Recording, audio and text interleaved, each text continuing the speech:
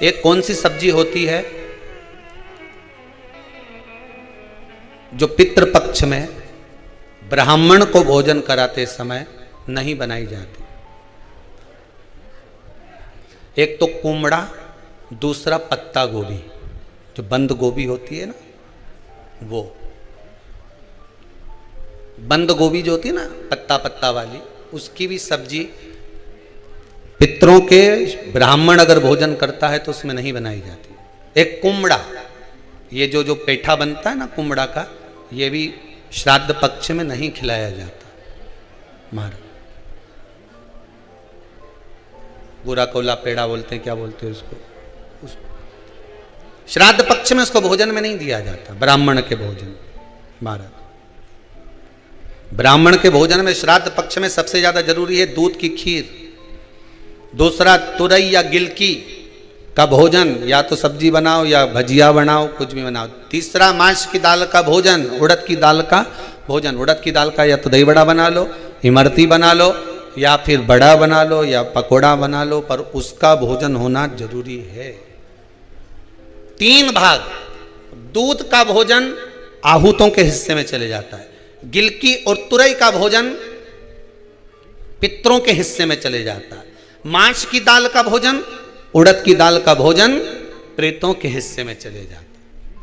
इसलिए ये 3 भाग का भोजन ब्राह्मण जब श्राद्ध पक्ष का भोजन करे तो उसमें बनाना जरूरी है।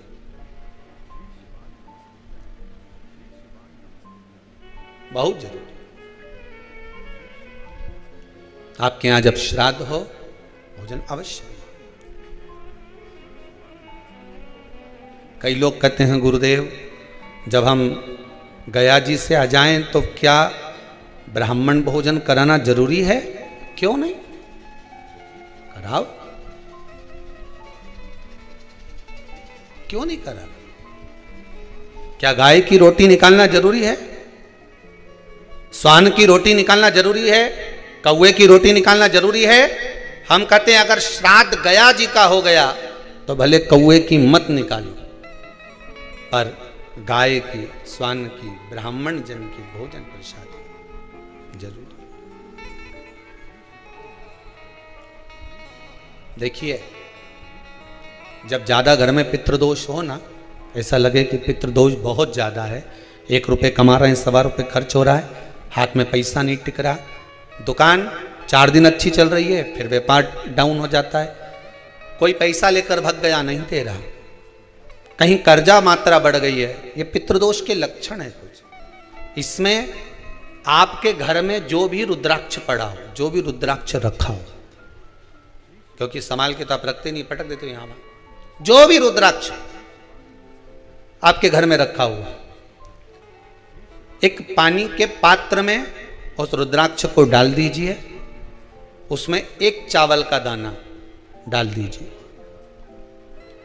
महाराज परिंदा जहां होता है, मटका, हंडा या रसोई घर में आपका जो पानी भरने का स्थान होता है, जिसको आरो वारो क्या क्या लगा के रखते हो, उसी के कहीं पास में उस कलश को रख दीजिए, ऊपर से उसको ढक दीजिए। शाम के समय, सुबह रखा 10 बजे से 12 बजे के बीच में, शाम के समय प्रदोष काल में भगवान शंकर का नाम स्मरण कर कर, ओम नमः शिवाय बोलकर, श्री शिवाय नमस्तुभ्यम बोलकर, या महामृत्युंजय मंत्र का स्मरण कर कर, या गायत्री मंत्र का स्मरण कर कर, जो मंत्र आपकी बुद्धि में, विवेक में समाहित हो, उस मंत्र का नाम लेकर राम कृष्ण हरि जो बोल सकते हो, एक घी का दिया अवश्य प्रज्वलित करें, लंबी बाती का। कौन सी बत्ती का? फूल बत्ती का नहीं, गोल बत्ती का नहीं, लंबी बाती का। बत्ती का मुख दक्षिण की ओर, कहां पर होना चाहिए? दक्षिण की ओर, ना पूरब, ना पश्चिम, ना उत्तर। बत्ती का मुख कहां हो? दक्षिण की ओर। जैसे श्राद्ध पक्ष में ब्राह्मण को जब भोजन कराते हैं तो ब्राह्मण का मुख श्राद्ध पक्ष के भोजन कराते समय अगर पूरब, पश्चिम और उत्तर का होता है तो श्राद्ध के भोजन का फल नहीं मिलता, उसका मुख दक्षिण का होता है, तो हमारे घर के जितने भी पितर उस तिथि में गए होते हैं सबको उसका भाग मिल जाता है और पितृदोष समाप्त हो जाता है। इसलिए ब्राह्मण का मुख श्राद्ध पक्ष में भोजन कराते समय दक्षिण का होना चाहिए।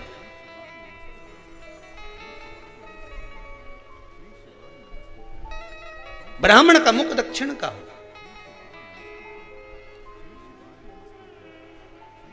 यहां तक शास्त्र कहता है महाराज, अगर गौ माता को श्राद्ध पक्ष में अगर भोजन दे रहे हो तो गाय का मुख अगर दक्षिण का है, गाय का, आपका मुख भले उत्तर का हो, गाय का मुख दक्षिण का हो, आपका मुख भले पूरा पश्चिम नहीं का, गाय का मुख अगर दक्षिण में है, अगर आपने दक्षिण में गाय को खड़ी कर रखा है और दक्षिण में उसका मुख और आप भोजन दे रहे हो तो शास्त्र कहता है कि किसी पिंड की जरूरत नहीं पड़ती, गाय स्वतः कल्याण कर देती है, गौ माता स्वतः कल्याण कर,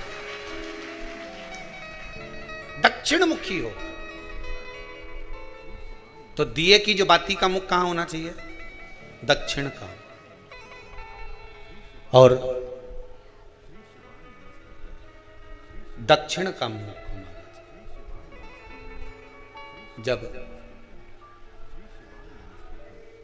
जब दक्षिण का मुख हो, दक्षिण की ओर बाती हो महाराज, तब दक्षिण की बाती जलाने के बाद में भगवान से वहीं पर प्रार्थना करें। जो कलश रखा है उसके ऊपर जो प्लेट रखी है, ढाका गया है, वहाँ अपना सीधा हाथ रखें और अपने पूर्वजों का, अपने पितरों का स्मरण करें कि मेरे धन को लेकर कोई चले गया, मेरा व्यापार ऐसा चल रहा है, मेरा घर में बच्चों का विवाह नहीं हो रहा, या घर में इतनी अशांति है, या तकलीफ है, या कष्ट है, ये सब का स्मरण कर कर उस कलश को रात्रि भर रखे रहने दें। सुबह स्नान आदि करने के बाद फिर एक घी का दिया दक्षिण की ओर लगाकर सुबह 10 बजे से 12 बजे के बीच में उस जल को शिव जी को समर्पित कर कर आ जाएं और वो रुद्राक्ष लेकर वापिस आ जाएं। महाराज वापिस आ जाए, उस रुद्राक्ष को अपने घर में रख दीजिए। वर्ष भर वो रुद्राक्ष आपको कभी बीमारी से नहीं घिरने देगा, कभी किसी जगह खड्डे में नहीं जाने देगा, वो उन्नति की ओर ही बढ़ाएगा। भले कोई भी रुद्राक्ष हो, 1 मुखी से लेकर 14 मुखी, 20 मुखी, 18 मुखी, जो रुद्राक्ष आपके पास में, आप तो उसका स्मरण करिए, आप उसका स्मरण करें। रुद्राक्ष का जल शिव को समर्पित करें। पितरों के जितने भी द्वार हैं, पितरों के जितने भी दरवाजे हैं, पितृलोक में जितने भी पितृ विराजमान होते हैं महाराज, ये सब शंकर के ऊपर चढ़े हुए जल का भाग ग्रहण करते हैं। शिव के ऊपर चढ़ा 33 कोटि देवताओं में से कोई एक देवता ऐसा बता दो जिसको काली तिल्ली चढ़ती हो, काली मिर्च चढ़ती हो, सारे वृक्षों की पत्तियां चढ़ती हों, सब तरह के पुष्प चढ़ते हों, दुर्वा भी चढ़ती हो, बेलपत्र भी चढ़ता हो, आँख का पुष्प भी चढ़ता हो, धतूरा भी चढ़ता हो, जिसको भांग आदि भी चढ़ती हो, तुलसी की मंजरी भी चढ़ती हो। तुलसी की मंजरी भी शंकर को चढ़ती, तुलसी का दल नहीं, मंजरी वो भी चढ़ती। 33 कोटि देवताओं में कोई ऐसा देवता बताओ, संपूर्ण सामग्री भगवान केवल एक हैं, देव अधिदेव महादेव, जिनको काली तिल भी चढ़ रही है, काली मिर्च भी चढ़ रही है, जिनको संपूर्ण सामग्री भगवान शिव को समर्पित हो रही, संपूर्ण यहां तक राई, सरसों, राई के दाने तक भगवान शंकर को चढ़ते हैं। 1.25 लाख दाने का प्रमाण है महाराज शंकर जी को समर्पित करने का। सरसों चढ़ती, राई चढ़ती महाराज, पुष्प, बेलपत्र, दुर्वा, जगह जगह के पुष्प शिव को समर्पित होते हैं।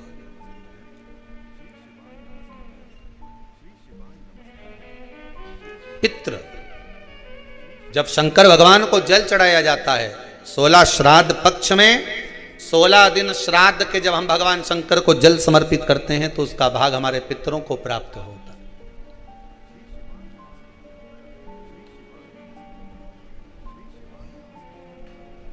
केवल 16 श्राद्ध के दिन ही ऐसे होते हैं जिसमें शंकर भगवान को जल में दूध मिलाकर चढ़ाने की जगह दूध भले 1 चम्मच चढ़ा रहे हो पर अलग से चढ़ाओ, कच्चा दूध अलग से चढ़ाओ, उसके बाद भले तुम जल चढ़ा दो, पर लोटे में जल में दूध मिलाकर 16 दिन श्राद्ध पक्ष में नहीं ले जाना।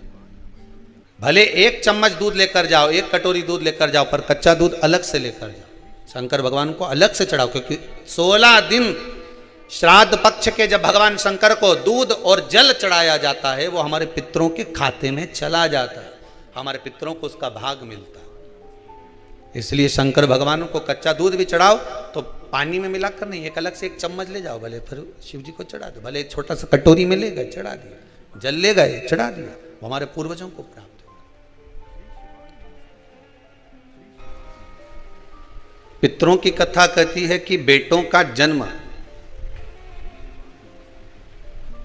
करुण पुराण कहती है कि बच्चों को जन्म क्यों दिया जाता है, उनको जन्म देने का कारण क्या है। जगतगुरु श्री शंकराचार्य जी ने भी यह प्रश्न रखा था अपने भक्तों के सामने।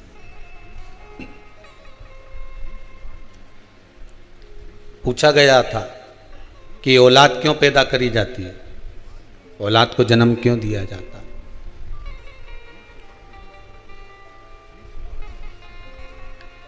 एक बार बड़ी सभा में जगतगुरु शंकराचार्य जी महाराज ये प्रश्न रख दिए कि औलाद क्यों पैदा करी जाती है, संतान का जन्म क्यों किया जाता है। सबने श्री जगतगुरु शंकराचार्य जी पूछ रहे हैं, एक एक व्यक्ति खड़ा होकर बता रहा है कि औलाद इसलिए जन्म दिया जाता है कि वो हमको संभालेगी, बुढ़ापे में हमको साथ कर चलेगी।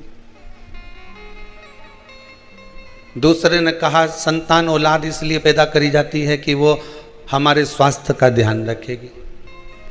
तीसरा व्यक्ति खड़ा होकर बोला कि बुढ़ापे में किसी का साथ तो चाहिए। चौथा बोला जब हमारे जीवन में सुख दुख आएगा तो कोई साथ देने वाला तो चाहिए। श्री जगतगुरु शंकराचार्य जी ने इन सब की बात सुनी, पर जगतगुरु शंकराचार्य जी ने फिर भी मन को संतोष नहीं हुआ उस उत्तर से। तब श्री जगतगुरु शंकराचार्य जी के एक शिष्य बैठे हुए थे, बड़े गुरुदेव के चरणों का नित्य स्मरण करने वाले थे, नित्य भक्ति में डूबने वाले थे। फिर उन्होंने विनती करी, गुरुदेव मैं कहना चाहता हूं, आप सुनेंगे मेरी बात। जगतगुरु शंकराचार्य जी ने कहा बोलो क्या बात है। इस प्रश्न का उत्तर मैं देना चाहता हूं, आप दे दीजिए। गुरुदेव औलाद इसलिए पैदा करी जाती है कि माता पिता में आग लगाए।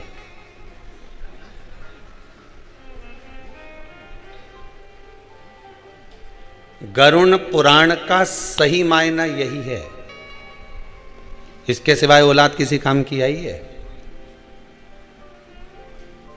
तुम्हारे कमरे में तुम सोते रहोगे, सिर दर्द होता रहेगा, औलाद अपना कमरा छोड़कर नहीं आएंगे।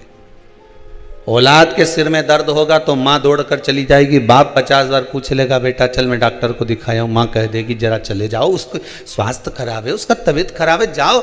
बच्चा बीमार पड़ा हुआ है 4 दिन से, तुमसे पूछते नहीं बन रहा है।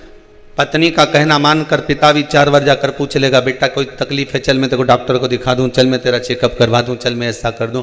माँ 50 बार पूछ लेती है बेटा तुझे तकलीफ क्या है, तुझे दुख क्या है। पर बहुत कम बेटे, बहुत कम होंगे। ऐसा नहीं कहता हूं कि नहीं होंगे, होंगे पर बहुत कम। जो माता पिता के सिर में दर्द भी हो तो 50 बार जाकर पूछ ले कि मम्मी क्या बात है, आज आप उदास दिख रही हो, आपका चेहरा उतरा हुआ है, कोई तकलीफ शरीर में हो तो चलो मैं डॉक्टर के पास ले चलता हूं।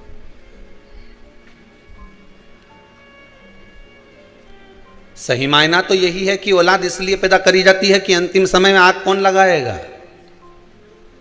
देखा जाए तो माता पिता अपनी पूरी जिंदगी बच्चों के नाम गिरवे रख देते हैं। सोना गिरवे रखे से छुड़ा सकते हो, सही है कि गलत है, बोलो तो सही। पाटली गिरवे रखी आए तो छुड़ा लोगे, सोना गिरवे रखी आए तो छुड़ा लोगे, चांदी गिरवे रखी है तो छुड़ा लोगे, जमीन गिरवे रखी है तो छुड़ा लोगे, पर खुद को अपनी औलादों के पास गिरवे रख दिया जीवन भर, उसको कैसे छुड़ाओगे? विचार तो करो। ये जिंदगी तुमने गिरवे ही तो रखी है, बस कमा कमा कर लाते जाओ, देते जाओ, ब्याज भरते जाओ, गिरवे में तो रखे हुए हो। बस कमाया किसके लिए? औलादों के लिए। जोड़ा किसके लिए? संतानों के लिए। बेटी में साड़ी किसके लिए रखी थी जमा जमा के? बहू और बेटी के लिए। शादी करेंगे छोरी की तो उसको दे देंगे, बहू आएगी तो उसको दे देंगे। खुद ने अच्छी नहीं पहनी, उनके लिए संजो संजोग कर रखी। ये गिरवे ही तो रखे हो तुम अपने परिवार में, गिरवे ही तो पड़े हो तुम अपने कुटुंब में। बस कमा रहे हो, जोड़ रहे हो और छोड़ रहे हो। सोना गिरवे रखा तो उसको छुड़ा सकते हो, चांदी गिरवे रखी तो उसको छुड़ा सकते हो, पर तुम अपने परिवार से कैसे छूट पाओगे? वो तो विचार कर लो तुम। आखिरी तक भी मरने के बाद अगर बुढ़िया मर जाती है और सोने की मुर्की कान में पड़ी रह जाती है, कहीं पाँव में चांदी की मोटी मोटी, पहले वो तगड़ी पहनते थे, क्या बोलते, पैड़ी पहनते थे पाँव में मोटी मोटी, तो सुनार को बुलाते थे, मरी हुई डुकरिया पड़ी रहती थी और सुनार आकर कहते थे, बहुवन छाती पे खड़ी रहती थी, काटो, काटिए। और अगर यहाँ नहीं काटते थे तो शमशान ले जाते थे सुनार को, कि वहां कटवाते थे पाँव में पड़ी हुई चांदी की बेड़ियों को, कि अभी और ब्याज बाकी रह गया चुकाने के लिए, उसको निकालिए।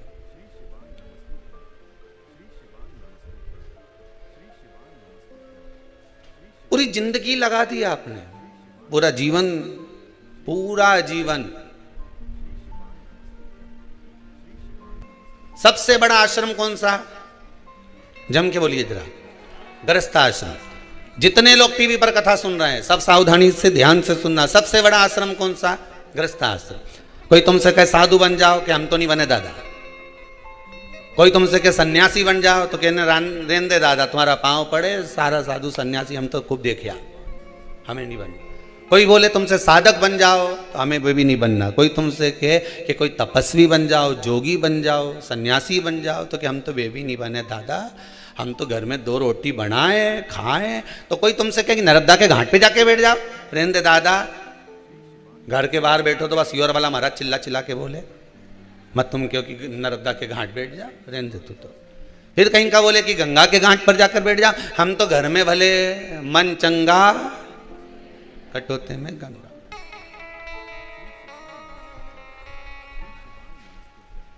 हमें नहीं बैठ।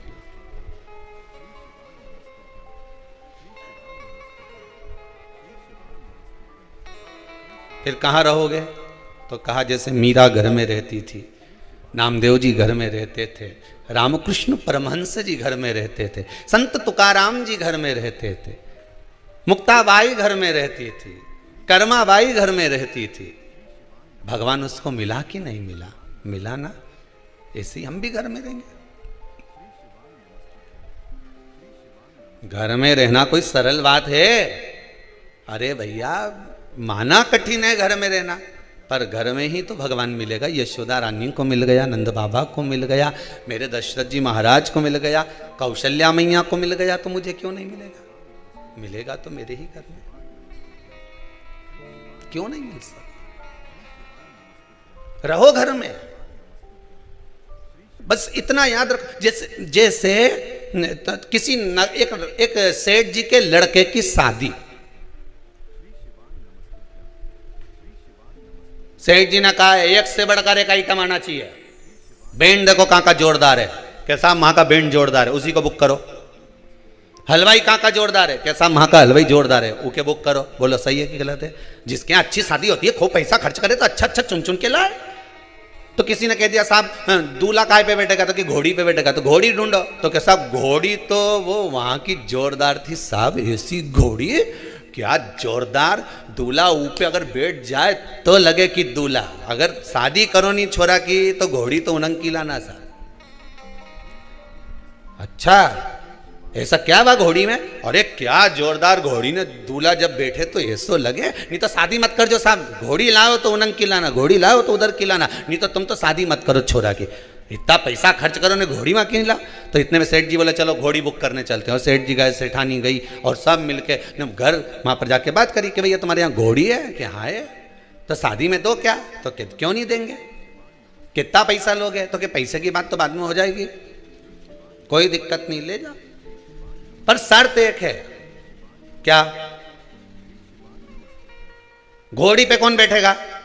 दूल्हे का बाप बोला मेरा छोरा बैठेगा।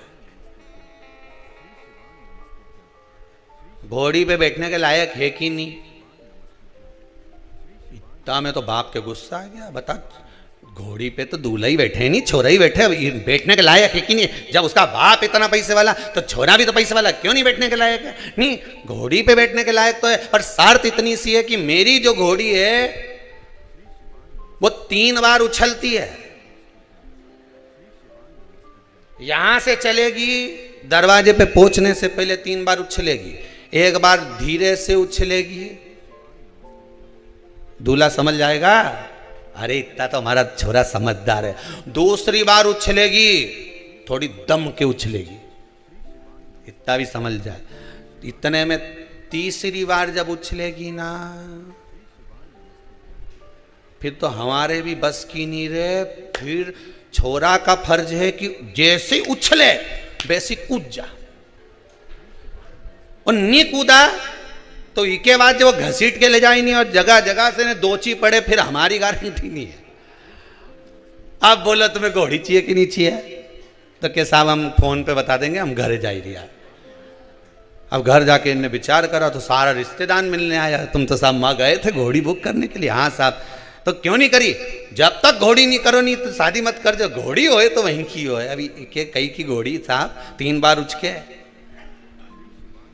और आखिरी बार उछले जब तो कूदना पड़ेगा, नहीं कूदो तो फिर वो तो जगह जगह से घसीट दे, पूरा सत्यानाश मिला दे वह घोड़ी। नहीं साहब, घोड़ी करो तो वहीं की करो। सारा पत्नी ने भी कह दिया जी कर लो ना, घोड़ी करने में क्या जाने, कर तो लो, पर वो उछके 3 बार, और 3 बार उछलने में, और तीसरी बार समझदार होगा तो कूद जाएगा। पहले छोरा से पूछ लो कूदे कि नहीं कूदे। तीसरी बार में अगर ये कूद जाए तो मेरे को घोड़ी करने में दिक्कत नहीं है, इससे पूछो पहले छोरा से। तो छोरा से पूछा क्यों रे, थारी शादी करे ना, घोड़ी पे तुझे बिठाए ना, तीसरी बार में कूद ही जाएगा? हो, अब ये तो बोल दिया कि हो, और ये जो घोड़ी पे बिठाया ने तीसरी बार में, पहली बार में तो जो कूदी तो ये बड़ा अच्छा लगा, कहीं उछली जोरदार, और दूसरी बार में जो उछली तो बापड़ा गिरता गिरता बच्चिया फिर भी दम से, और तीसरी बार में तो घोड़ी जो उछली तो कूदिया नहीं पड़ा, नहीं कूदा तो घोड़ी ने के पाँव में फंसा लिया, और फंसा के जो लई ने दौड़ी ने सब दूर से घसा पसा कर दिया पूरा सब। अब तो पहचान में नहीं आए कि ये दूल्हा है कि बावर्ची है, पहचान में नहीं आया। बस ये घोड़ी की कथा नहीं, ये अपनी कथा है। गृहस्थ आश्रम में चलते चलते सबको घोड़ी पर बैठना है। 3 बार घोड़ी उछलती है, बचपन, जवानी और अधेड़ी। जिसने अधेड़ी तक संभल लिया बुढ़ापा सवर गया। बचपन में उछलेगी घोड़ी, तब थोड़ा संभलना है। बचपन में माँ बाप संभाल लेंगे, बेटा गलत तो नहीं जा रहा, गलत संगत में तो नहीं पड़ रहा, संभलना है। जवानी आएगी घोड़ी उछलेगी। अभी तो हम कॉलेज में पढ़ रहे हैं, तो क्या फेसबुक पे बात नहीं करे?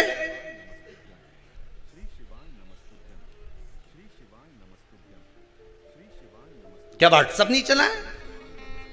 घोड़ी उछली, बहुत अच्छे से समझना हो। बचपन में उछली, माता पिता ने संभाल लिया। जवानी में उछली, डामाडोल हो गया, डामाडोल। और तीसरी बार में कूदना जरूरी है। अधेड़ी आए तब शादी हो गई, बच्चे हो गए, सब अपने अपने काम धंधे से लग गए, फिर उचकी। बस जब बच्चे काम से लग गए, परिवार सही हो गया, धन दौलत तुमने कमा कर दे दिया, सत्ता ला कर दे दी, सबको सब लायक कर दिया, अब तुम्हारा फर्ज है कि घोड़ी से उचक जाओ, चलो परमात्मा की ओर। तीसरे नंबर पर जब घोड़ी उचके, सब अपनी अपनी जगह सेटल हो जाएं, सब अपनी अपनी जगह काम पर लग जाएं, तो उचक कर परमात्मा के पास चले जाना।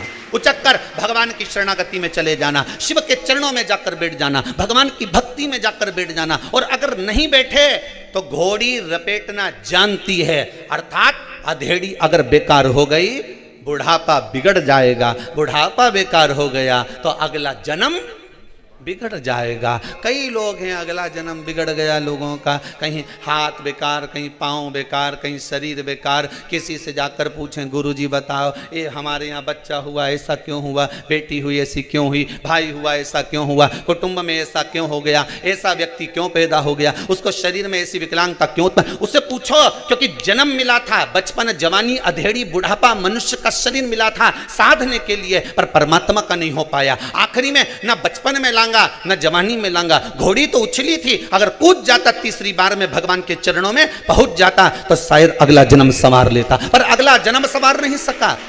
परमात्मा ने बारंबार मौका दिया। ऐसा कोई मनुष्य पैदा नहीं हुआ संसार में, चाहे राजा हो, रंक हो, भिखारी हो, चाहे ब्राह्मण, संत, साधु, सन्यासी, तपस्वी, साधक, उपासक, कोई भिक्षुक, कोई भिखारी, कोई राजा, कोई सांसारिक मनुष्य, कोई गृहस्थ आश्रम में रहने वाला, कोई घर में रहने वाला व्यक्ति, हर एक व्यक्ति को मेरा भोलेनाथ एक मौका जरूर देता है। किसी व्यक्ति से उसको एक बार जोड़ देता है कि मैंने तुझे मौका दिया है, इससे जुड़ जाना और जुड़ने के बाद तेरी जिंदगी संवार लेना। इस व्यक्ति से मैंने तुझे जोड़ा है, तेरे विश्वास से तुझे जोड़ा है। भगवान शंकर, मेरा भोलेनाथ, मेरा राम, मेरा कृष्ण, मेरा परमात्मा संसार के हर मनुष्य को, चाहे वो कोई मंत्री हो, संतरी हो, गृहस्थी हो, चाहे भिखारी हो, चाहे कोई किसी भी धर्म का, किसी भी वर्ण का, किसी भी गोत्र का हो, हर व्यक्ति को, चाहे छोरा हो, चाहे छोरी हो, चाहे व्यक्ति हो, हर व्यक्ति को भगवान एक बार किसी अच्छे व्यक्ति से जुड़ने का मौका देता है कि इससे जुड़ जाना, अपनी जिंदगी बना लेना। पर उससे जुड़ने के बाद भी आप अलग होकर अपनी जिंदगी को नरक बना लो तो तुम्हारा जीवन व्यर्थ बेकार है। उससे जुड़ने के बाद भी तुम अगर परमात्मा के नहीं हो पाए तो फिर संसार में किसके हो गए? जन्म लेने वाले मनुष्य को भगवान एक मौका जरूर देता कि अपनी जिंदगी संवार ले। अभी तुझे मौका है, मैंने तुझे कहां से लाकर, किस भूमि से लाकर, किस जगह छोड़ा था, किस जगह से लाकर किस व्यक्ति के पास छोड़ा था, उस व्यक्ति के पास रहकर तू अपना जीवन बना सकता था, पर तूने अपना जीवन नहीं बनाया। मौका दिया परमात्मा ने, पर हमारा अहंकार, हमारा अभिमान, हमारी अहमता हमको जुड़ने लगी। हमारा काम, हमारा लोभ, हमारी आसक्ति, हमारी तृष्णा, हमारा विषय हमें जुड़ने नहीं दिया। आसक्तियों में फंस गए। इस धरा पर अगर आप आए हैं तो हमारा तो विश्वास है, जो नहीं भी आए उनसे कहते हैं कि शिव महापुराण की कथा आप दिल से श्रवण करना। जो नवयुवक बच्चे हैं, कंपटीशन एग्जाम में बैठ रहे हैं, इंटरव्यू देने जा रहे हैं, नौकरी के लिए जा रहे हैं, मैं उनसे भी कहूंगा बेटा एक बार इस शिव महापुराण की कथा को भले मोबाइल पर सुनो, टीवी पर सुनो, अपने घर पर बैठकर सुनो, चाहे कहीं पर भी बैठकर सुनो, पर इस पितृमोक्ष शिव महापुराण की कथा को एक बार जरूर सुनना। तो काल सर्प दोष, पितृ दोष, आहुत दोष, वासुक दोष, सारे दोष मिट जाएंगे और तेरा जॉब जरूर लगेगा। तू पास होगा, उत्तीर्ण होगा, अग्रण्य बढ़ेगा, चिंता मत करना। तो बाबा पर विश्वास रखकर आगे बढ़, बस शंभु का नाम लेकर। भगवान स्वयं कथा कह रही है कि परमात्मा एक मौका देता है आपको जुड़ने का। अगर आप जुड़ गए तो परमात्मा आपको ले जाकर कहीं अच्छी जगह छोड़ देता है, अच्छी जगह।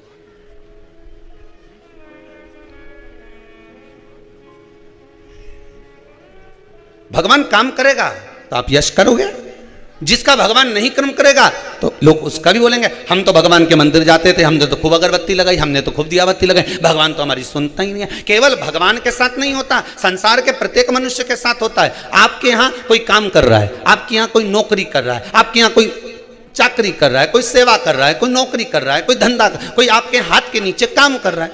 8 साल, 10 साल, 12 साल उसने आपके हाथ के नीचे काम करा, आपके यहाँ काम करा, आपने उसकी कुछ गलती को देख लिया, उसको निकाल दिया। अब वो व्यक्ति जिसको निकाला है तुमने, वो तुम्हारी बड़ाई करेगा कि बुराई करेगा? बुराई ही करेगा ना, कि बड़ाई कर देगा? अरे बोलो तो जम के, बुराई ही करेगा ना, क्योंकि 10 साल तो यहां खूब खाया, आपके पास में खूब रहा, 10 साल तो आपके पास में रहकर खूब चकाचक की जिंदगी थी, और जब आपके पास से, आपकी नौकरी से, आपके दरवाजे से निकाल दिया गया, उसका व्यवहार, उसका व्यवसाय देखकर, उसका स्वरूप देखकर, उसकी गलत काम देखकर, तो वो तुम्हारी बड़ाई नहीं करने वाला, वो तुम्हारी जगह जगह केवल बुराई ही करेगा। अब उसके बुराई करने से तुम्हारा कुछ बिगड़ने वाला है क्या? हाथी जाए बाजार और कुत्ता भोके हजार, उससे कुछ बिगड़ेगा क्या तुम्हारा? कुछ नहीं। तुम तो हाथी जैसे दुम हिलाकर, अलमस्त सूंड हिलाते हुए अपनी जिंदगी को आगे बढ़ाते चलो। दुनिया आग लगे बस्ती में, अपन रहो मस्ती में, क्या किसको रोइए, चादर तान के सोइए। आप अपनी जिंदगी मस्त जियो।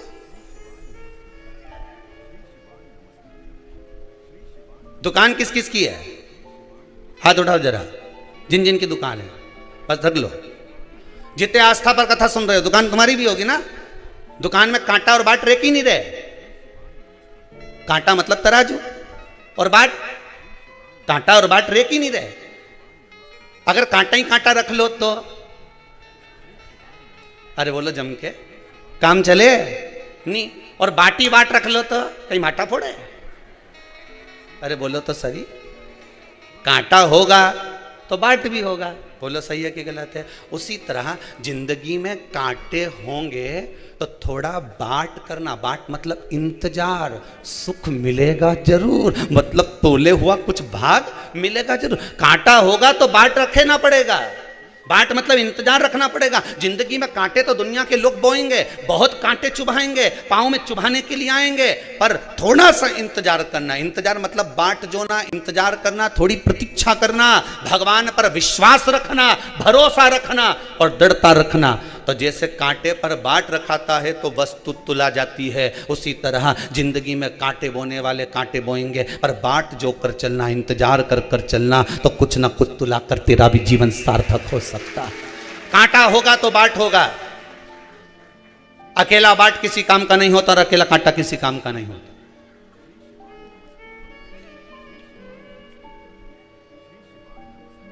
वो किसी काम का नहीं।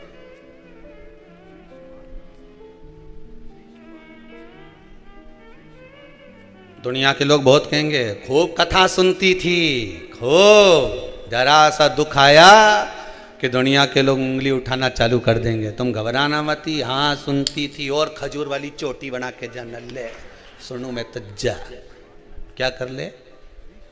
अब दुख आन पड़ा, इतनी तकलीफ आई, क्या कर लिया तेरे बाबा महादेव ने? तो कि उसने करा तभी तो इतनी शान से जी रही। और आपसे निवेदन है, पहले भी कथा में कहा, दुख कितना भी आए, कितना भी आए, पर चेहरे से स्माइल मत जाने देना। तुम्हारी स्माइल तो ना जाने कितनों को घायल कर जाएगी, ना जाने कितनों को।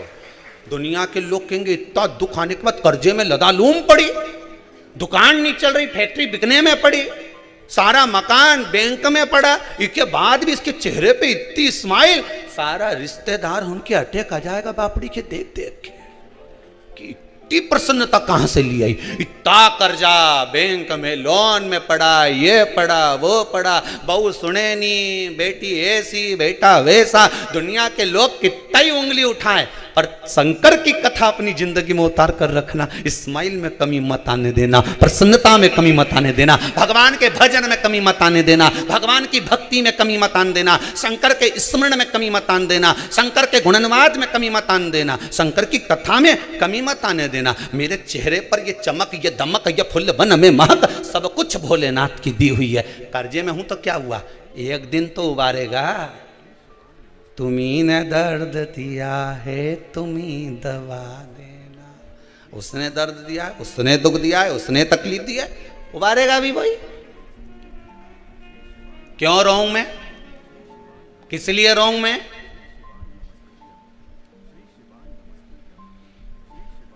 गुरुजी मेरी जमीन पे कब्जा कर लिया। ओहो, तेरे मन पे तो नहीं करा, काय पे करा है?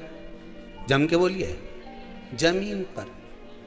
गुरुजी मुझे बताया ही नहीं, रजिस्ट्री करा ली, कोई बात नहीं, तेरा भाग्य पे तो रजिस्ट्री नहीं कराई। अरे बोलो तो सही, कराएगा?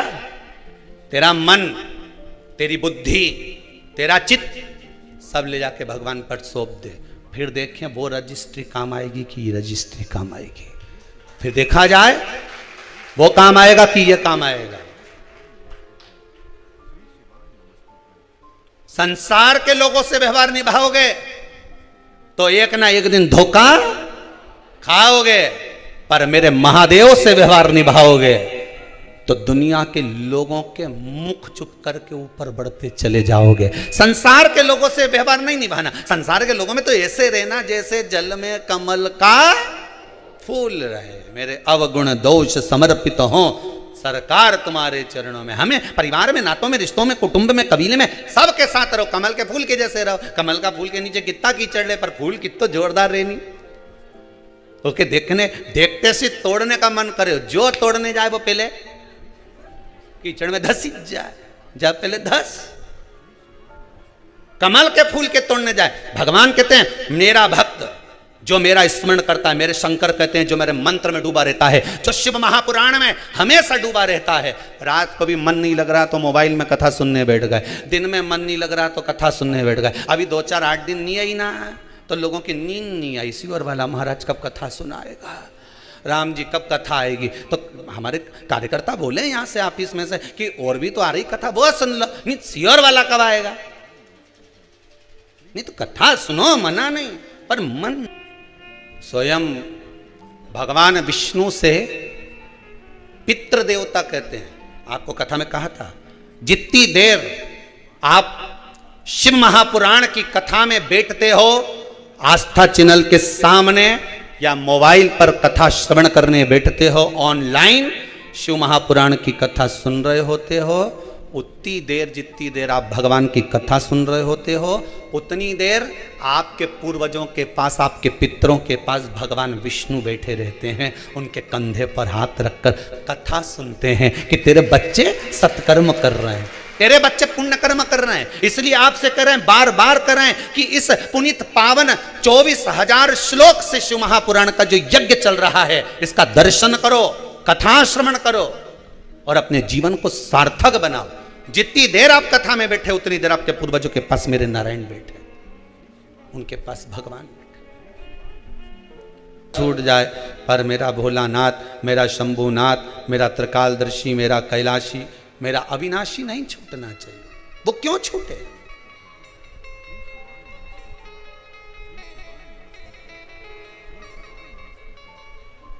संसार का व्यक्ति पीछे पड़ा हुआ है। हाँ, हमारा बुढ़ापा कैसे निकलेगा, हमारे बच्चे नहीं होंगे तो हमारे को वो आग कौन देगा? अभी शंकराचार्य जी का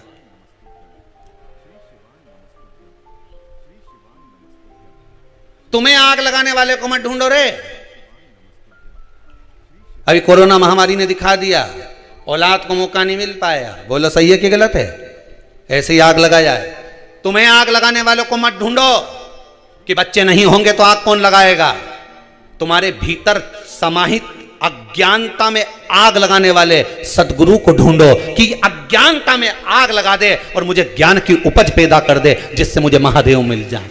अज्ञानता को जलाने वाला कोई सदगुरु मिलना चाहिए, तुम में आग लगाने वाला नहीं मिलना चाहिए। अज्ञानता में आग लगाने वाला चाहिए। 4 बांस, 4 कंधे और 40 कंडे, ये तो कोई भी दे देगा। आखिरी समय में इतना ही सामान चाहिए। जिसके नहीं मालूम है लिख लो, जिसके नहीं मालूम लिख लो। क्या क्या? 4 बांस, 2 तो लंबा, बाकी का आधा टुकड़ा करा हुआ ने बिछाने। 4 बांस, 4 कंधे और 40 कंडे, इससे ज्यादा कहीं नहीं लगे। और इतना चीज पाने के लिए पूरी जिंदगी निकाल दी। छोरा की नहीं सुनेंगे तो कंडा कौन देगा,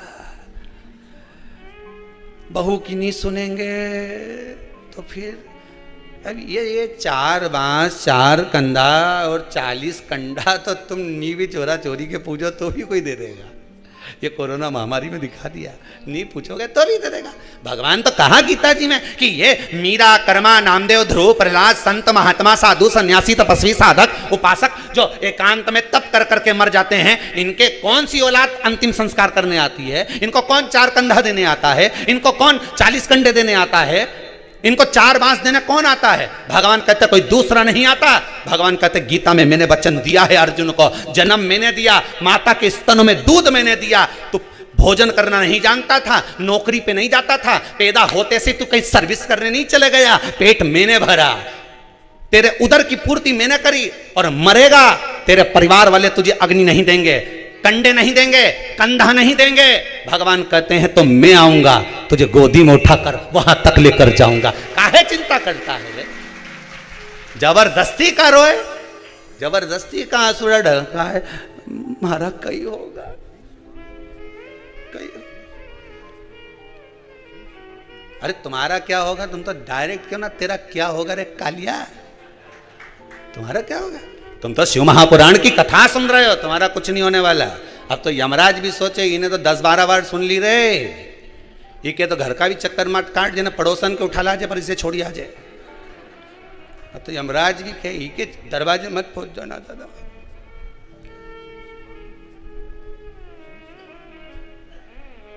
भगवान से प्रार्थना करना कि हमें आग लगाने वाला नहीं ढूंढना है, हमें हमारी अज्ञानता को जलाने वाला ढूंढना है, जो हमारे भीतर की अज्ञानता को जला दे। देव ऋषि नारद कितना श्रीमन नारायण करते थे, बोलो सही है गलत है? कि मैं तप करने जाऊंगा, शिव महापुराण में लिखा है, तप करने गए,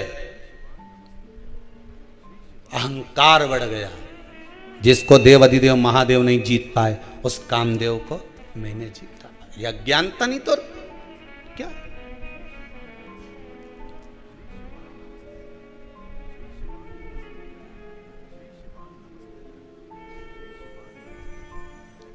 अब ये सबसे पहले उठ के किसके पास गए? शंकर जी की यहां गए थे कि नहीं गए थे? कथा में बताया था। कौन?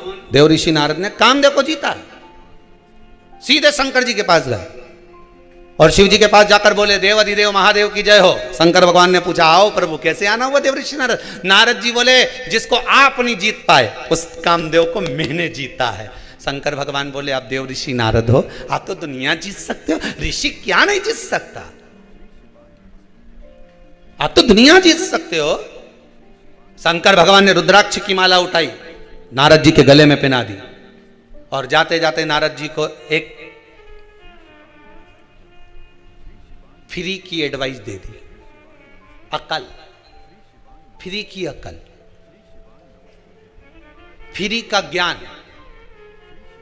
क्या दिया? जो तुमने मुझसे कहा ये भगवान विष्णु से, अरे बोलो तो जम के मत कहना, अच्छा ही कहा ना, अच्छा ही कहा ना, कि अपने मुंह से अपनी बड़ाई नहीं करना, मत बोलना तुम भगवान विष्णु के सामने जाके। पर नारद जी माने?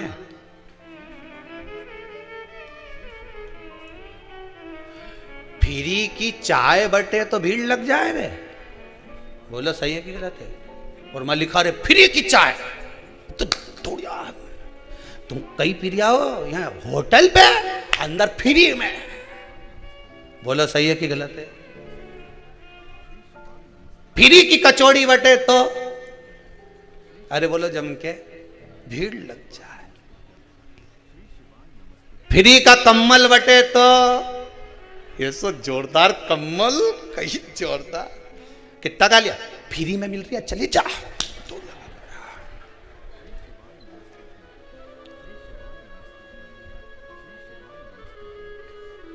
फ्री का कपड़ा बटे तो पहन के ढीलो पड़े, दूसरा ले जा। फ्री को, फ्री की चाय बटे तो लोग लूट लें, फ्री का कम्मल बटे तो लूट लें, और फ्री की अकल बटे तो कहां जाए? गुरु माता पिता फ्री में ही अकल दे के नहीं दे, अरे बोलो तो जम के कि का पैसा ले, गुरु पैसा ले फ्री में अकल दे, गुरु माता और पिता फ्री में ज्ञान देता है, इसके बाद भी लोग नहीं लेते। गुरु समझाता है मत पड़ झूठ के चक्कर में, मत पड़ या छोरी के चक्कर में, मत पड़ या छोरा के चक्कर में, मत पड़ इस चक्कर में। झूठ और प्रपंच जिंदगी बर्बाद कर देगा तेरा। कितना झूठ बोलेगा, एक के बाद एक झूठ बोलेगा और जीवन नरक कर लेगा तेरा। गुरुजी हमेशा फ्री में ज्ञान दे तो लोगों को अच्छा नहीं लगे, फ्री की चाय अच्छी लगे, पर अक्ल माता रोज के बेटा देख गलत संगत में मत पड़ जाए, उसके साथ क्यों रे, वो गलत है। माँ समझाए, बेचारी फ्री की अकल दे तो नहीं समझ में आए। और जब वही अकल में पैसा लगे फिर वकील के यहाँ जाए, साहब पीछा छुड़ा तुम्हारा, वो जगदम्बा हमारा रोज का प्राण खाए, पीछा छुड़ा दो। और जब फ्री में माँ कहती थी कि सिर मत चढ़ा, हमारी घरवाली हमारे सिर नहीं चढ़ाऊ। अब वकील की यहाँ पैसा दे रहा, 20, 5, 10, 15, साहब पीछा छुड़ा दो। अब अकल का पैसा लग रहा है, बुद्धि का।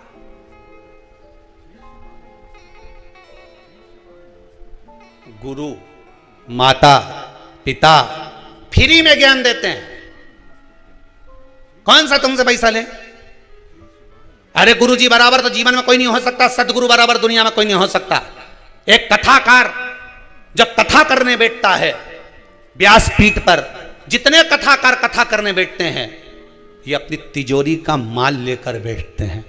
उनकी तिजोरी है श्रीमद् भागवत, शिव पुराण, रामायण, और इस तिजोरी के माल को भरे मंच से लुटाना प्रारंभ करते हैं कि राम नाम के हीरे मोती मैं बिखराऊं गली गली, ले लो रे कोई, अरे जम के तो बोलो, ले लो रे कोई राम का प्यारा, शोर मचाऊं गली गली। एक कथाकार, एक संत, एक महात्मा, एक जोगी, एक सन्यासी, एक तपस्वी, एक साधक, एक व्यास वक्ता कथा करने बैठता है तो अपनी तिजोरी का माल लुटाने बैठता है कि तुम्हें लुटा रहा हूं, ले लो, अभी भी मौका है, ले लो। जैसे वो रात के चिल्लाए, सीटी बजाए, जागते, अरे बोलो तो चमके, जागते रहो।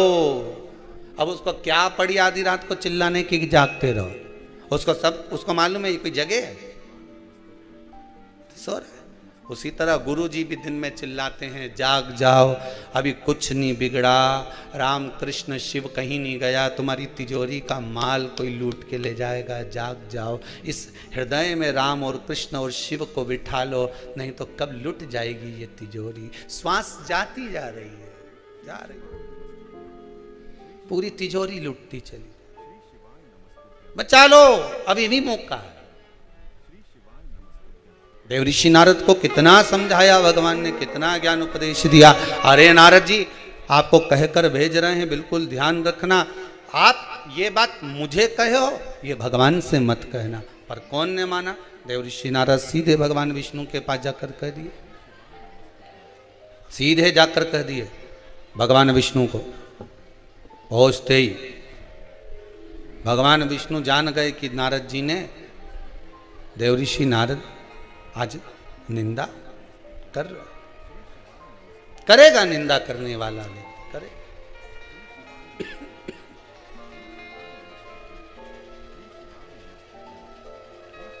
करे करे सो होन दो।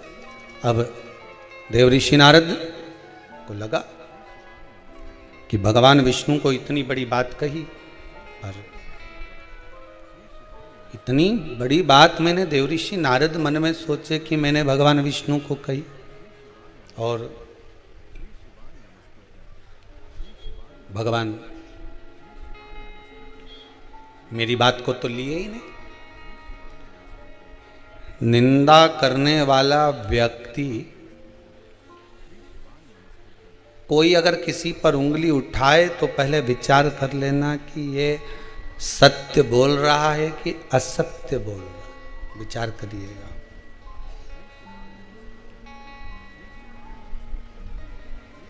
विचार करिएगा एक बार।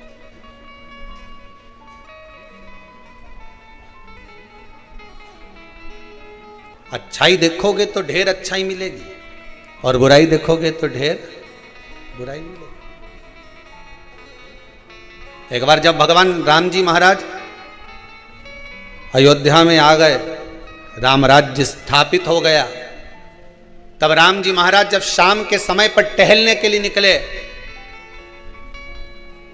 तो अयोध्या के एक विद्वान ने राम जी महाराज को रोक लिया। रुकिए महाराज, यहीं पर आपसे कुछ बात करना है।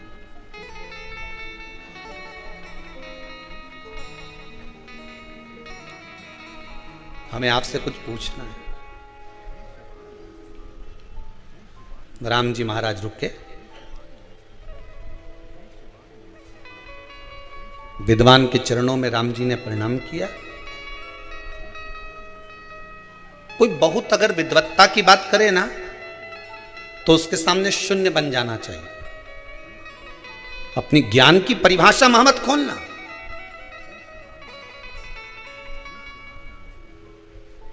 अपनी पोटली को, अपनी तिजोरी को कहां खोलना है वो भी स्थान बताया गया है। जिस समय भगवान के चरणों के प्रति रुचि नहीं हो उसके सामने कभी भगवान की बात मत करो। जो भगवान को मानता ही नहीं उसके सामने क्या भगवान की बात करना।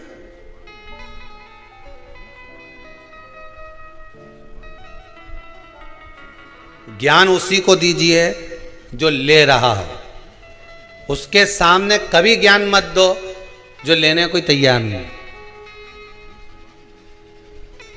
कितनी अच्छी अच्छी बात रावण और दुर्योधन को समझाते थे, फ्री की एडवाइस देते थे, फ्री का ज्ञान देते थे, कितना समझाते थे, अच्छी अच्छी बात बताते थे, तो इसके समझ में आती थी। अरे बोलो तो सही जरा जम के। ये जितना लोग तुम आस्था टीवी पर कथा सुन रहे हो, जितने लोग मोबाइल पर सुन रहे हो, इनको कितना ज्ञान दिया बेचारे के नाना जी भी बोला रावण का, तो नाना भी बोला रे सुधर जा रे हो 10 मुंडा का, सुधर जा, तेरे को समझाऊं, अच्छे से समझा रही हूँ, समझ जा, मैं लंकेश मत कर, अभी भी तेरे को समझा रहे। नाना जी बोला, इतना डोकरा आदमी, बूढ़ा आदमी बोला कि समझ जा रे।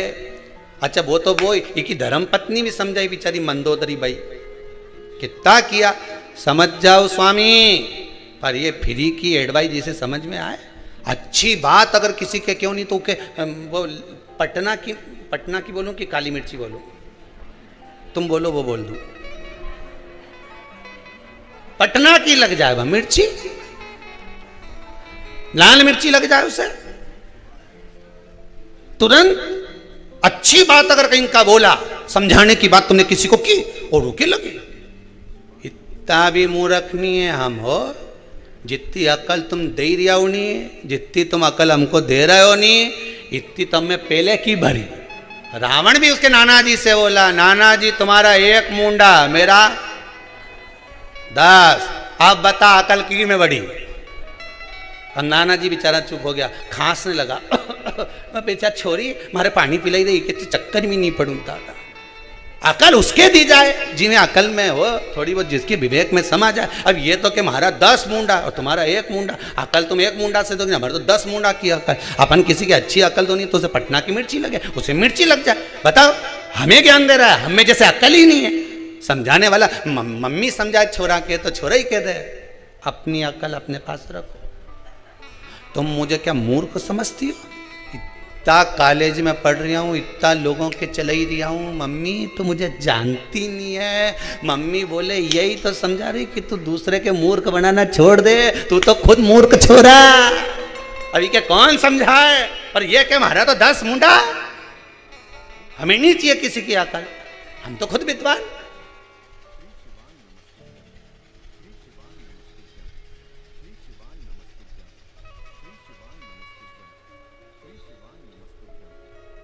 हम तो खुद विद्वान।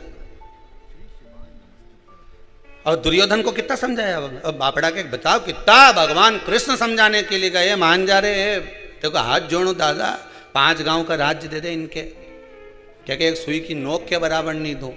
फिर भगवान ने भी कह दिया ठीक है आप सुई भी ले लेंगे ना नोक भी ले लेंगे, तो एक ही लग गई मिर्ची। कि बताओ भगवान कृष्ण तो पांडवों का साथ दे रहा है, लग जाए। सत्य कहो, श्रेष्ठ कहो, दुनिया के लोगों को सही राय दीजिए, सही मार्ग बतलाइए, फिर भले उन्हें पटना की लगे चाहे काली लगे, अपने कोई फर्क नहीं पड़े। तुम तो अपने सत्य पे टिके रहो, तुम्हें कहीं करना। अब आज की बात ले लो, आज कोई पूछ रहा था, ए गुरुजी, हमने कहा हाँ बोलो, व्यक्ति को गाड़ी किस स्पीड में चलाना चाहिए? मैंने कहा ये और पूछना रह गया था, इतनी सी बात वो भी हमसे पूछ रहा है। नहीं, अब हमने पूछा कहाँ से आया? तो क्या आगरा से। हमने कहा तो आगरा से आके तो इतनी सी बात पूछना है कि कौन सी स्पीड में गाड़ी चलाना चाहिए? जितने साल का तू उतनी स्पीड में गाड़ी चला। तू 20 साल का है तो स्पीड कितनी रख? 20। तो 30 का है तो स्पीड कितनी रख? 30। तो 40 का है तो गाड़ी की स्पीड 40। तू 100 का फिर 101 पे चला। कौन मना करे था? ऊपर ही तो जाना है, फिर 100 के ऊपर। गलत की, अरे बोलो तो जम के, गलत की। जितने साल के तुम हो, जितनी तुम्हारी उम्र है, गाड़ी की स्पीड उतनी रखना तो एक्सीडेंट नहीं होगा। जहां उम्र से ज्यादा स्पीड गाड़ी की गई तो भेरू गया। तुम 30 के, गाड़ी की स्पीड 30 की रख। तुम 40 के, गाड़ी की स्पीड 40 रख। तुम 80 के, गाड़ी की स्पीड 80 रख। जब तुम 100 के बाद तो तुम कांटा भी टिकाई दोगा तो कोई बात, फिर कोई फर्क नहीं पड़े। स्पीड देखना है तो उम्र से देखो। ज्यादा तेज गाड़ी भगाओगे, 20 की उम्र है और 80 100 पे चलाओगे तो कभी भी ऐसा स्पीड ब्रेकर से उचकोगे ना, कजन कहाँ जाओगा पता ही नहीं पड़ पाएगा। इसलिए जितनी साल का हैप्पी बर्थडे ने टू यू मनाए, उतनी गाड़ी की स्पीड बढ़ा, उससे ज्यादा आगे मत जा। सोच लेना, गया कि गया।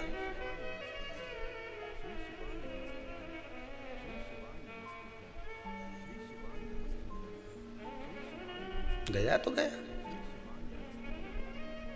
अब हमसे ज्यादा स्पीड में दौड़ रहे हैं। इस शरीर की कैपेसिटी है 10 की, हम इसको इतना दौड़ा रहे हैं 20 की स्पीड में। आखिरी में गाड़ी तो गाड़ी, शरीर तो शरीर है, शरीर तो शरीर है।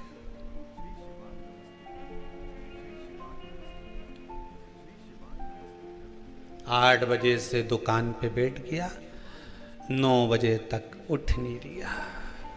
बाद में के मारे स्लिप डिस्क हो गया, हमारा गुड़िया खसक गया। डॉक्टर के यहाँ गया, डॉक्टर साहब बोले पट्टा बांध लो। डॉक्टर ने एक बात नहीं बोली कि पट्टा बांध लो, डॉक्टर बोला। किसी संत के पास जाता तो एक ही बात कहता, शिव महापुराण का पट्टा बांध ले। शिव पुराण में जाके बैठना चालू कर दे। अब ये दुकान उकान सब छोरा छोरी के दे दे, डोकरा भी गया, अब कई काम करनी दादा। अब भगवान का भजन करो, जीवन में मिला है जितनी श्वासें मिली भगवान की भक्ति में लगाओ। काम करो मना नहीं है, दिल से करो। दुकान चलाना है खूब चलाओ, व्यापार करना है खूब चलाओ, तुम्हारा शरीर चले तब तक चलाओ, पर साथ में शिव नाम गाते जाओ, राम नाम गाते जाओ, भगवान कृष्ण का भजन गाते जाओ। ये जीवन का कोई ठिकाना, कोई ठिकाना नहीं। कौन सा भरोसा? अब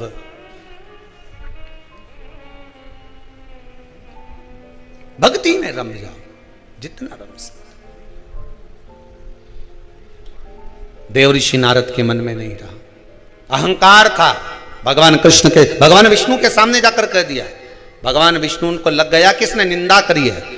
निंदा करने वाला, निंदा सुनने वाला महापापी होता है। कोई आपको अगर किसी के लिए निंदा कर रहा है तो आपको सतर्क हो जाना चाहिए कि ये मेरे पाप को बढ़ा रहा है। खुद के पाप बढ़ेंगे घटेंगे वो अपनी जगह पर, मुझे पापी बना रहा है। किसी के बारे में बोलकर मुझे सुनने का आदी बना रहा है, मैं क्यों विश्वास करूं? क्यों? जिस बालक बालिका का जॉब नहीं लग रहा हो, सर्विस नहीं लग रही हो, नौकरी नहीं लग रही हो, जगह जगह पहले करते थे जॉब, अब छूट गई, 2 साल हो गए 3 साल हो गए, सर्विस नहीं लग रही हो, बहुत प्रयास कर लिया हो, बहुत प्रयास, तो महाराज काली तिल्ली को पीस कर उसको जल के पात्र में डालकर अपने घर के मटका परिंडा, पितरों का जो स्थान होता है, जलाशय होता है, उसके पास में एक पात्र में रख दीजिए। बेलपत्री या बट का पेड़ या पीपल का पेड़, इस वृक्ष के नीचे एक रात्रि तक रखे रहने के बाद में दूसरे दिन अपनी कामना कर, जिनका जॉब नहीं लग रहा, सर्विस नहीं लग रही, नौकरी नहीं लग रही, या कहीं उलझने उत्पन्न हो रही है, उस व्यक्ति को हाथ में ले जाकर उस पात्र का जल, 3 वृक्ष पितरों के तुल्य हैं। कल की कथा में कहा था, पहला बेलपत्री का, दूसरा पीपल का, तीसरा बड का, ये 3 पितरों के तुल्य हैं। इन 3 में से किसी भी वृक्ष के नीचे उस काली तिल के जल को समर्पित कर दीजिए महाराज। बाबा चाहेगा, भोलेनाथ जी चाहेगा तो 3 महीने में कहीं ना कहीं योग बना ही देगा, ये पक्का। बाबा पर विश्वास रखो, शंकर भगवान पर भरोसा विश्वास रखकर आप कार्य करेंगे, क्यों ना हो। शिव कथा कह रहे, देव ऋषि नारद ने निंदा करी, भगवान ने कह दिया इसका बंदर का मुख बनेगा। बंदर का मुख बना, विचार आया, गलती हो गई, क्षमा मांगी।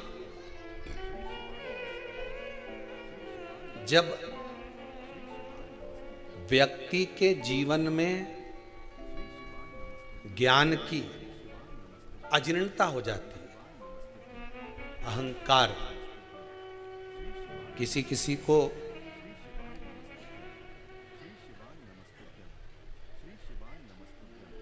ज्ञान की अजीर्णता हो जाती है। हम इतने विद्वान हैं, हमारे पास में ये डिग्री है,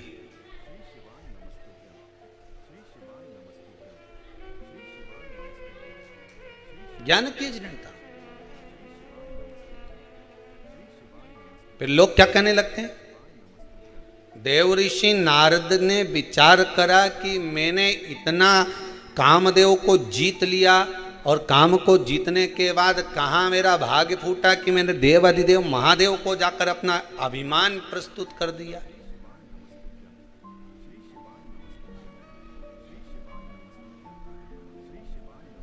एक बात लोग कई बार कहते हैं, आपने भी सुनी होगी, धर्म करते, आपको मालूम है क्या? बहुत अच्छे से लोग बात बोलते हैं, बहुत प्रेम से, धर्म करते कर्म फूटे। पर देखा जाए तो ऐसी कोई बात नहीं है। तुम धर्म के पथ पर चलोगे, सतमार्ग पर चलोगे, ईमानदारी के मार्ग पर चलोगे, सतमार्ग की ओर अग्रण्य होगे, तो ये पक्का है, कर्म नहीं फूटते। तुम्हारे कर्म में जो कुछ बेकार होगा वो कटेगा, फूटेगा नहीं। धर्म करते कर्म नहीं फूटे, तो लोगों ने कहानी बना दी कर्म फूटे। भगवान, धर्म के पथ पर चलोगे तो लोगों के ताने सुनना पड़ेगा कि नहीं सुनना पड़ेगा? अरे जम के तो बोलो। इससे पहली वाली कथा और इससे पहले वाली कथा में एक बात कही थी, चोर को खांसी कही थी, संत को दासी और व्यक्ति को आलसी, ये तीनों नरक की ओर ले जाती है, बोला था। चोरी करने गया व्यक्ति खांस दे गया, और संत के पास अगर कहीं की दासी हो तो वो संत भी।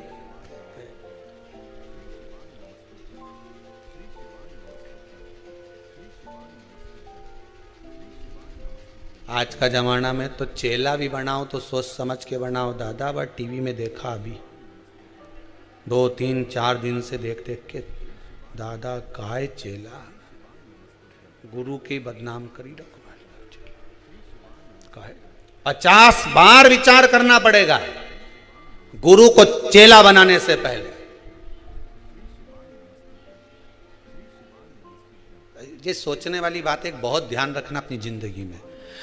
माता ने अपने बेटे को दूध पिलाया, बड़ा करा, शादी होने के बाद वो अपने माता पिता का नहीं हुआ तो इनके लेके आओ, उन्हें 10-12 साल इनकी परवरिश करो, उन्हें इनके खूब खिलाओ, उन्हें मोबाइल भी दिलाओ, उन्हें एप्पल का दिलाओ, उन्हें ये दिलाओ, उन्हें वो दिलाओ, तो ये तुम्हारा हो जाएगा। और जब ये अपने गुरु का नहीं हुआ तो संसार में किसी का हो सकता है? जम के बोलो जरा, नहीं हो सकता। जब उनका नहीं हुआ तो तुम्हारा कहां से जाए? खांसी फिर जम के बोल दो, दासी, आलसी, 50 बार त्याग दीजिए। बिल्कुल ध्यान रखना इस चीज के लिए, अपने दिल नहीं हो। कहें कहने वाले राम जी महाराज के सामने विद्वान कहता है, एक विद्वान राम जी से कह रहा है विद्वत्ता में, राम जी ने उसके हाथ जोड़ लिए, बोले क्या कहना चाहते हो? विद्वान कह रहा है कि तुम्हारे पिता मृत्यु सैया पर पड़े रहे, मर गए, तेल के उस कुंड में उनको रखा और तुम उनकी औलाद अंतिम संस्कार करने नहीं आई। और मां वो गिद्ध मर गया, कौन?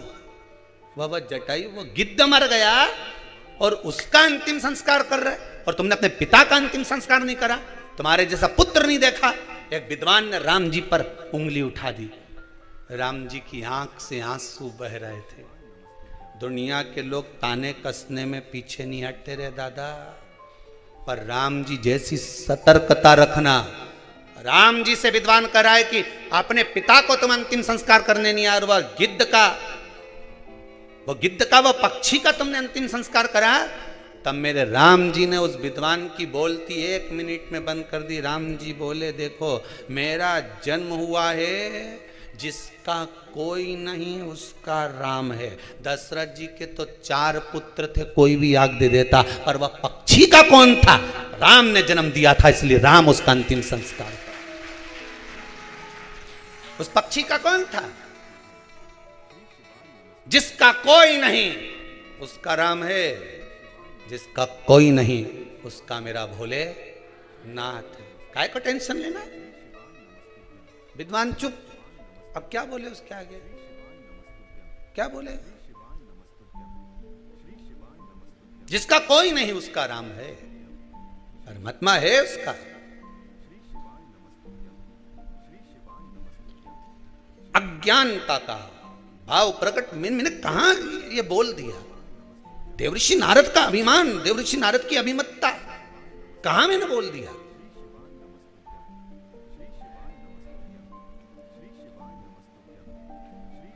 झूठ का जाल बिछाओगे, अहंकार का जाल बिछाओगे, प्रपंच का जाल बिछाओगे, उस जाल में एक दिन खुद ही फंस जाओगे। कोई दूसरा नहीं फंसेगा, तुम खुद फंसोगे।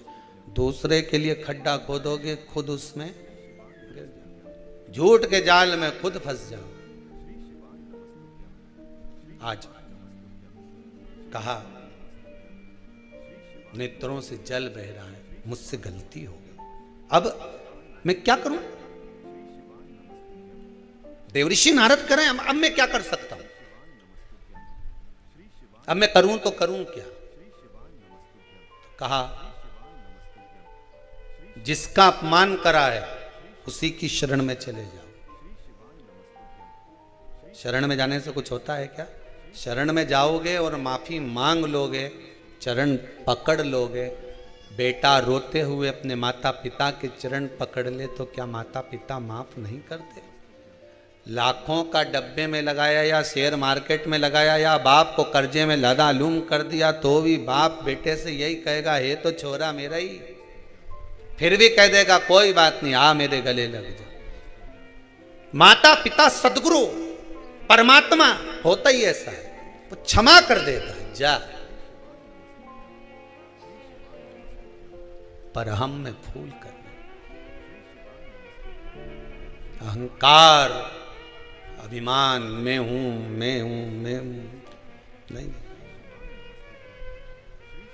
मुझ में बहुत ज्ञान है, मेरे बराबर कोई विद्वान नहीं, मुझे नहीं चाहिए किसी की भी अकल, मैं तो खुद अकलबर हूं।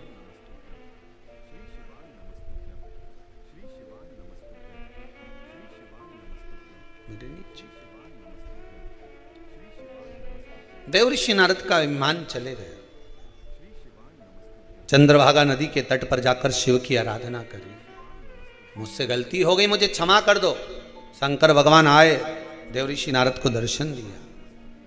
जब अभिमान ही चले गया तो फिर चिंता क्या?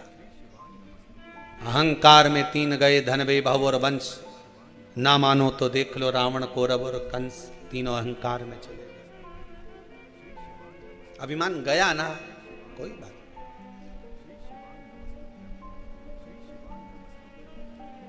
श्वान को, कौवे को श्राद्ध पक्ष में जब भोजन दिया जाता है, भोजन हम प्रदान करते हैं श्वान को, कुत्ते को और कौवे को। व्यक्ति के जीवन से दो चीजें इनको भोजन देते समय चली जाती है। पहला, व्यक्ति का अहम, क्या चले जाता है? अहम, अहंकार। दूसरा, बुद्धि में किसी दूसरे के प्रति अगर गलत विचार आ रहा तो वो विचार समाप्त हो जाता है। श्रेष्ठ विचार। पहले हमारे हिंदू धर्म में एक नियम था पक्षियों को दाना देने का, था कि नहीं था? कि पक्षियों को लोग दाना देते। दाना देने का कारण बड़ी प्रसन्नता होती है। जब आप लोग कई पक्षियों को दाना देने जाओगे, ऐसे पटकोगे, पक्षी उड़ के आएंगे, खाएंगे, उड़ के जाएंगे, आप थोड़ा सा आगे बढ़ेंगे, फिर उड़ेंगे, बड़ी प्रसन्नता होती है। कारण क्या है? पक्षियों को दाने का हमारे हिंदू धर्म में प्रमाण क्यों कहा गया? उसका केवल एक कारण है कि हमारे भीतर जो किसी के प्रति बैर भाव होता है, हमारे भीतर किसी के प्रति कपट भाव होता है, पक्षी को दाना देते समय वो कपट, वो बैर भाव समाप्त हो जाता है। पक्षी को दाना देते।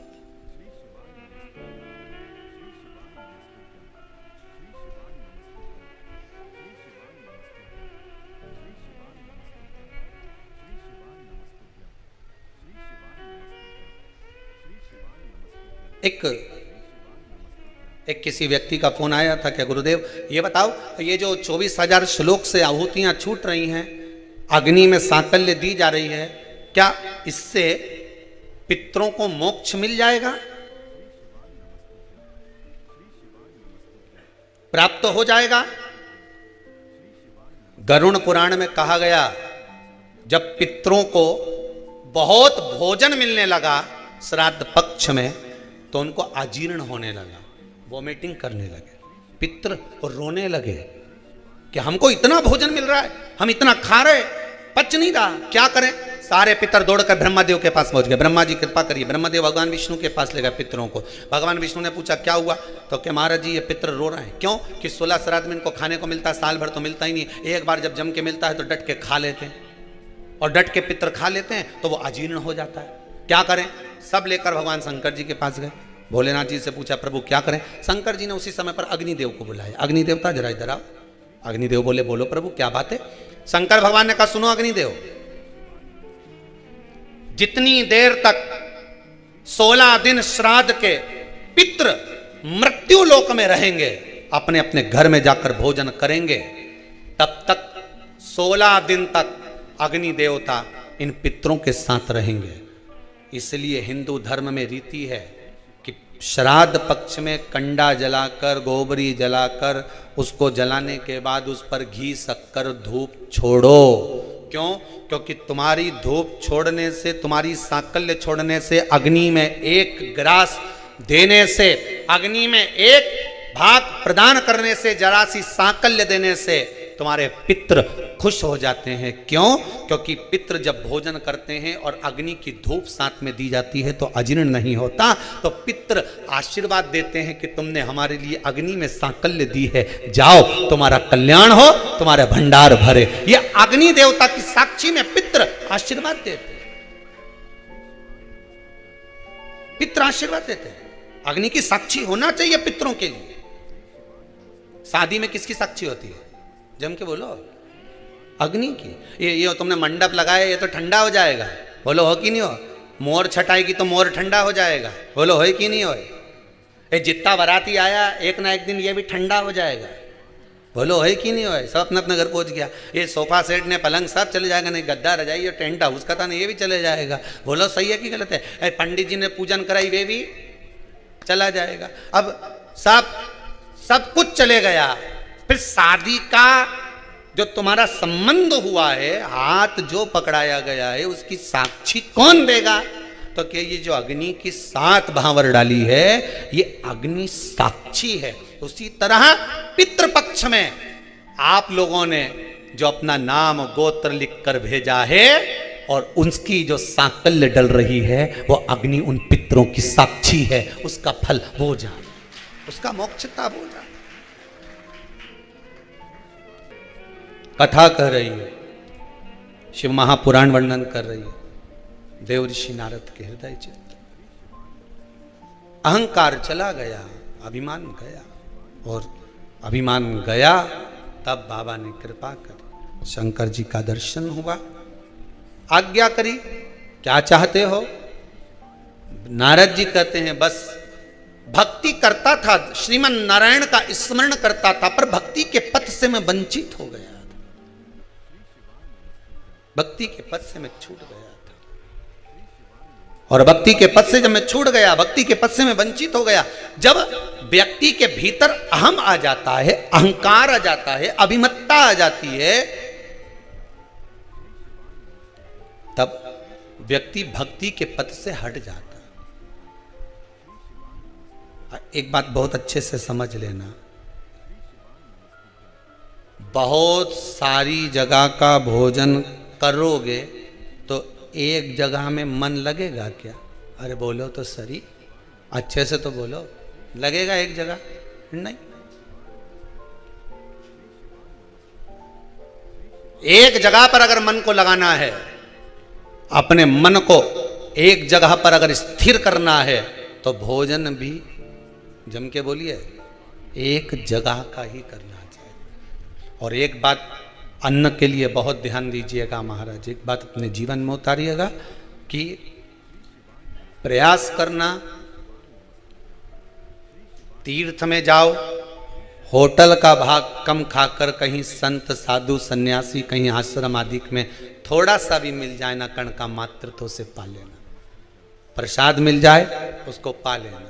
कहीं किसी आश्रम में जाओ, कभी भगवान के दरवाजे पर जाओ तो थोड़ा सा भाग मांग कर पा लेना। क्यों? उससे ना जाने इस आत्मा को कितनी संतुष्टि होगी, परमात्मा का दर्शन ना जाने कितनी जल्दी हो जाए। दर्शन मात्र प्रसाद भगवान को, भक्ति का मार्ग।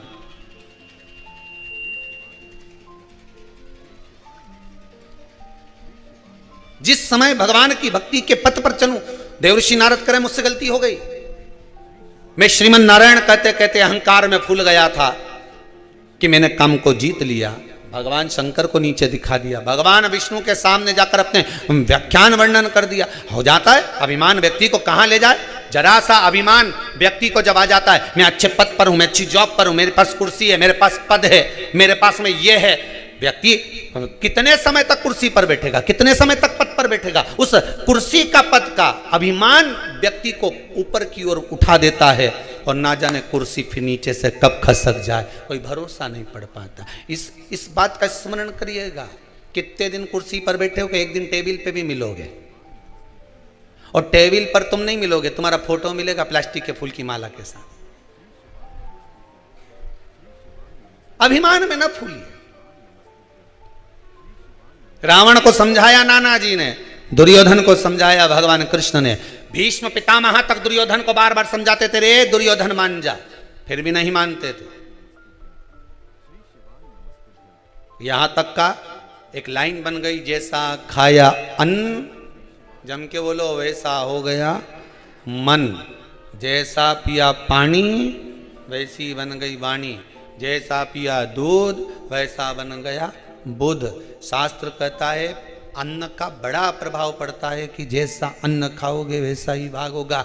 साधु सन्यासी तपस्वी साधक उपासक संत महात्मा जो भगवान की अविरल भक्ति में जो डूबे रहते हैं, वो 10 जगह का अन्न नहीं खाते हैं। क्यों? 10 जगह का अन्न खाएंगे तो मन भी 10 जगह जाएगा, एक जगह का खाएंगे तो मन एक जगह रह जाएगा, एक जगह।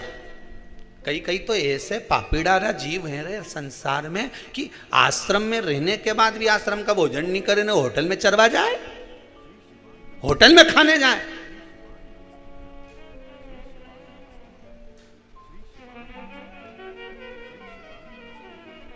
क्यों रे आश्रम में चाय क्यों नहीं पियो? पतली है, इसलिए हमने सोचा कि पास में दुकान लगी हो तो हम वहां थोड़ी देर चले जाएं, चौराहे पे ने वहां पिया है। तुम्हें जाड़ी मिली? हाँ, यहां पतरी है।